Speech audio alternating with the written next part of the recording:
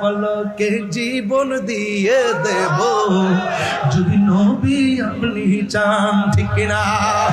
ওগো আর জি আমার এই জীবনে একবার দেখা দাও হাবিবি ইয়া রাসূলুল্লাহ, হাবিবি ইয়া হাবিবাল্লাহ, হাবিবি ইয়া রাসূলুল্লাহ, হাবিবি ইয়া হাবিবাল্লাহ, ঠিক না?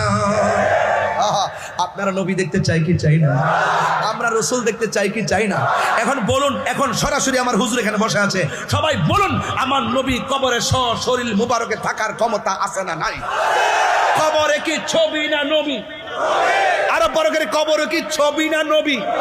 যারা মানুষকে বলে কবরে নাকি ছবি দেখাবে, এরা মিথ্যা বলেছে, দান্ত বলেছে, বানোয়াট কথা বলেছে।